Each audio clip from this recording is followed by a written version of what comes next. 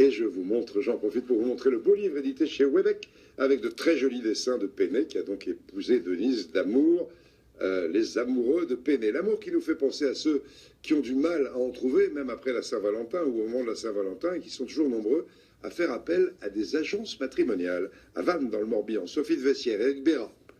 Vous avez des loisirs? Qu'est-ce que vous aimez faire? Elisabeth a divorcé il y a une vingtaine d'années. Happée par le travail et les enfants, elle vient seulement de se décider à reconstruire sa vie sentimentale. Elle a donc poussé la porte d'une agence matrimoniale pour trouver la perle rare. Alors parlez-moi de la personne que vous aimeriez rencontrer. Alors, quelqu'un qui a eu le même genre de carrière que moi. Pour 1 600 €, Elisabeth va être mise en relation avec différents profils pendant 1 an. Il y a un débriefing. Après une rencontre, on explique ce que la personne nous a plu ou déplu et pourquoi elle nous a déplu. Ça permet effectivement d'affiner la recherche. Ce cheminement, il est humain avec l'agence. Tous les célibataires doivent prouver leur sérieux. On leur demande d'ailleurs de fournir un certain nombre de documents.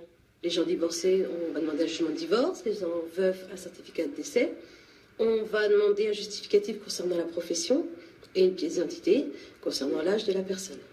C'est ainsi que les agences matrimoniales ont résisté à la concurrence des sites internet. Chantal et Michel viennent de se rencontrer grâce à l'agence. Ils ne regrettent pas leur démarche. Ce que j'ai apprécié dans l'agence, c'est la sécurité, être sûr que la personne que l'on va rencontrer, c'est quelqu'un qui est libre. C'est pas quelqu'un qui mène une double vie. Parce que sur Internet, on ne sait pas qu'est-ce qui se cache derrière l'écran. Qu'ils aient 30 ou 60 ans, 75% des célibataires qui passent par ce bureau trouveraient l'âme sœur. On fera tout pour que... Faire un long parcours ensemble. Oui, on fera tout pour que ça dure. Ce sera avant la Saint-Valentin, vous allez en faire un magnifique. Chantal et Michel ont déjà des projets, notamment un voyage dans le sud de la France.